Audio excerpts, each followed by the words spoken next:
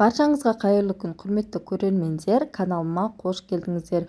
Бүгін сіздерге сырты сондай қытырлақ, іші жұмсақ болып келетін картоп пен жұмыртқадан жасалатын өте дәмді тіске басардың жасалу жолын көрсететін боламын. Алдымен бізге 2 картоп керек болады.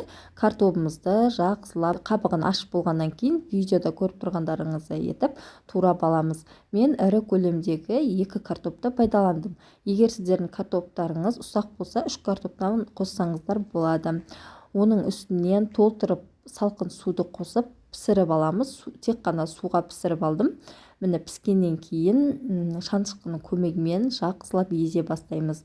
Езіп болғаннан кейін үстіне дәмдеуіштерін қоса бастаймыз. Мен үстінен жарты шай қасық тұз қостым және жарты шай қасық қара бұрыш қосып, оның үстінен аскөкті қосатын боламын. Аскөкті қосу-қоспау өз қалауларыңызға қарай ол. Егер сіздерге ұнамайтын болса, аскөкті қоспай-ақ жасасаңыздар болады. Мен кішкене аскөкті ұсақ етіп турап қостым да, тағы бір жақсылап араластыра бастадым. Бір араластырып болғаннан кейін үстінен 2 ас қасық толы жүгері крахмалын қосамыз. Бізге картоп крахмалы жарамайды. Жүгері крахмалын қосып жақсылап араластырамыз. Бұл крахмал біздің картопымызды қатайтып ұстап тұру үшін қажет болады. Тақтайдың үстіне жүгері крахмалынан кішкене сеуіп, жақсылап осылай аунатып аламыз.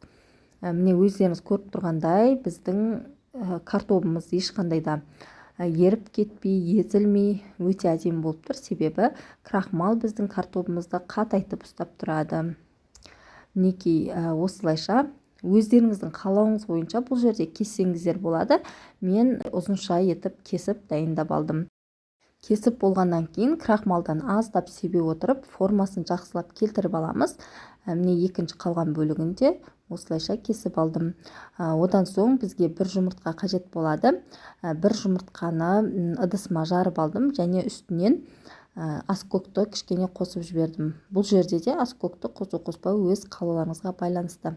Осылай дайын тұрған жаңағы картоптарымызды жұмыртқаның үстіне саламыз. Жақсылап жұмыртқаға малып алғаннан кейін панировочный сухариге жақсылап аунатып аламыз. Міне барлық жерге тиетіндей етіп, қалың етіп аунатып аламыз. Бұл жерде бізге кез келген панировочный сухари жарай береді. Міне барлығын осылай жасап, тақтайға орналастырып шықтым. Картопымыз езіліп, еріп кетеді деп ойламаңыздар.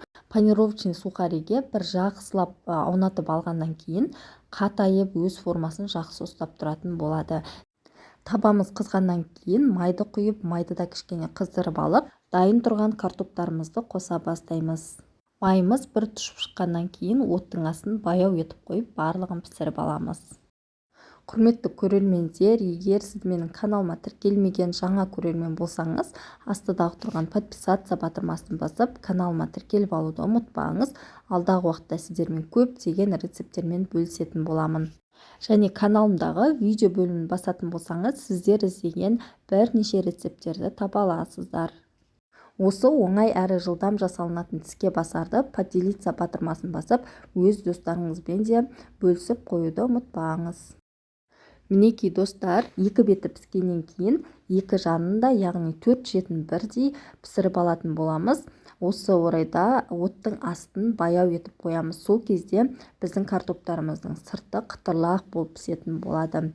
Міне осымен біздің картоптан жасалған керемет десертіміз дайын болып шықты. Достар, сіздер де осы рецептпен жасап көріңіздер.